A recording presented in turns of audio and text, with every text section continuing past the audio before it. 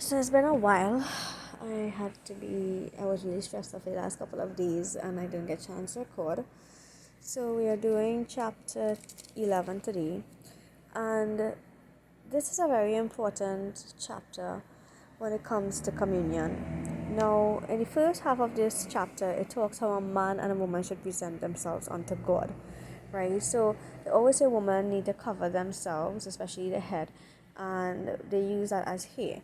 That she should be covered in the glory of God, and a man should not cover himself, but he has to have short hair and not long hair, because they used to say long hair unto them is like shame, right? Now these days things are different because of the grace of God.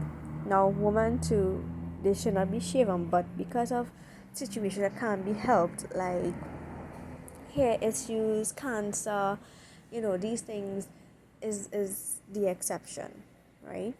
Now the important part is when they're talking about Holy Communion.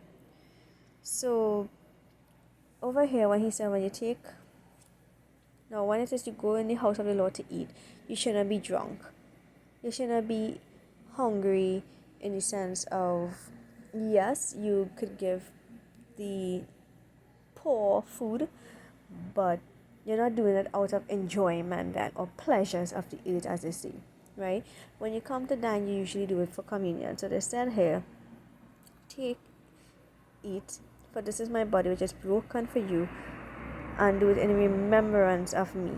And in the same manner, I take the cup and said, this cup is a New Testament in my blood. Because remember, in the Old Testament, people used to sacrifice animals and cleanse themselves with animals' blood before they could go unto God. But because Jesus came and died for us, that separation is broken. So now we could go to God by grace, right? And do this as often as you drink it in remembrance of me. And well, as long as you do it, you remember the Lord's death till he come. Because that's how we were basically free when he died, right? And if you drink this cup unworthy, you shall be guilty of the blood and the blood of the Lord. Meaning that you'll be doing it in vain and it's like spitting in God's face. So before you do it, they always tell you, talk to God. In other words, repent. You sit down, you examine yourself, right? And you say, Lord, I repent of whatever sins, but you do it in a meaningful way. So in other words, you just don't say it out of vain words, right? You have to actually mean it, right? And he that eateth or drinketh unworthy, eateth or drinketh damnation to himself. Usually people get miracles when they take Holy Communion.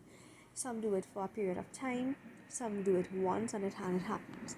But if it is you are living a lifestyle that is of sin, meaning that you come and you utter vain words and say, Lord forgive me, you don't mean it, and you still go and you drink or eat the communion, it come like you're bringing a curse upon yourself, right? For this cause many are weak and sickly among you and even died, right? Have died, right? So that's why we say if we judge ourselves, we should not be judged. But when we are judged, we are chastened or cleansed of the Lord, and we should not be condemned or made guilty with the world, right? And that's why in certain places like Pentecostal do it different from Catholics. On Catholics, it's like they feed you, right? But in not Presbyterian, sorry, Pentecostal, we wait for one another. So how we do it is that we share communion and we all eat together, right? So I hope this helps when it comes to communion. This is a very, as I say, sacred thing. It can be used for healing, as a remembrance of God. It's very sacred. So it's not supposed to be just done in vain or because of tradition. So I hope this helps.